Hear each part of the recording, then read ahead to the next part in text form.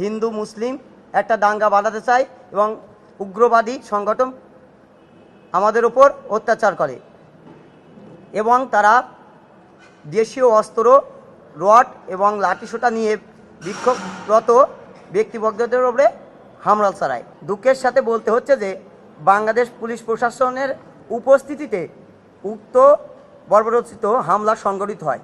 সেখানে আইন শৃঙ্খলা বাহিনী সেখানে উপস্থিত ছিল, অথচ পুলিশের পক্ষ থেকে হামলা প্রতিরোধে তেমন কোনো পদক্ষেপ নেওয়া হয় নাই।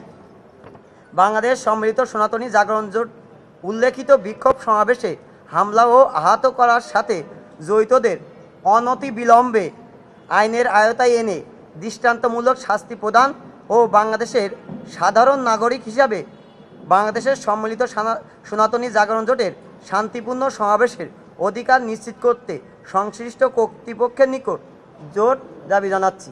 বাংলাদেশে যারা অসাম্প্রদায়িকতা বিশ্বাস করে, হিন্দু মুসলিম বৌদ্ধ খ্রিস্টান সকলেই আজকে আমাদের সমর্থন দিয়েছেন। আপনারা দেখেছেন যে ফরহাদ মাজহার সাহেব যিনি আছেন, উনিও কিন্তু আজকে স্ট্যাটাসে বলেছেন যে উনার নিঃশর্ত মুক্তি দাবি করেছেন। এবং শুধু বাংলাদেশে নয়, বিশ্বের বিভিন্ন জায়গায় বিভিন্ন ধর্মীয় সংগঠনের লোক, হিন্দু মুসলিম বৌদ্ধ খ্রিস্টান, তারা প্রতিবাদ করছেন বাংলাদেশে একটি যে অরাজক পরিস্থিতি সৃষ্টি হয়েছে। এবং আমরা মনে করি যে এটাকে কিন্তু ছোট করে দেখার কোনো সুযোগ নাই, বিচ্ছিন্ন ঘটনা দেখার সুযোগ নাই। এটি একটি গভীর ষড়যন্ত্রের অংশ।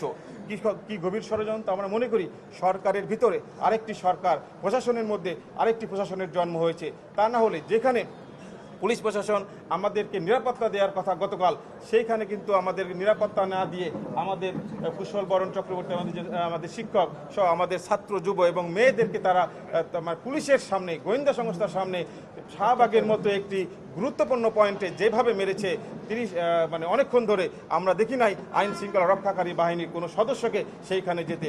আমরা আজকে দেখেছি আজকে আইন শৃঙ্খলা বাহিনী চট্টগ্রামে কিভাবে আমার হিন্দু সম্প্রদায়, সনাতনী সম্প্রদায়ের উপরে আঘাত করেছে, রক্তাক্ত করেছে। অনেকে চট্টগ্রাম মেডিকেল এখন চিকিৎসা নিয়েছেন।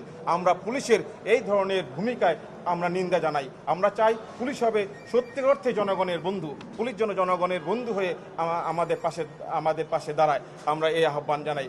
একই সাথে আমরা চিন্ময় প্রভুর অবিলম্বে মুক্তি চাই। সনাতনী সম্প্রদায়ের লিডারশিপকে বন্ধ করে দেওয়ার জন্য, সনাতনী সম্প্রদায় যেন লিডারশিপ দিতে না পারে, সেই অস্তিত্বহীন করার জন্য যে একটি গভীর নীল নকশা আজকে থেকে নয়, এই বাংলাদেশে দীর্ঘদিন যাবত এটি চলে এসেছে, সেই নীল নকশা বাস্তবায়ন করার জন্য এই সরকারের পক্ষ থেকে বা সরকারের ভিতরে যে সরকারটি আছে সেটি তারা নীল নকশা বাস্তবায়ন করার চেষ্টা করছে।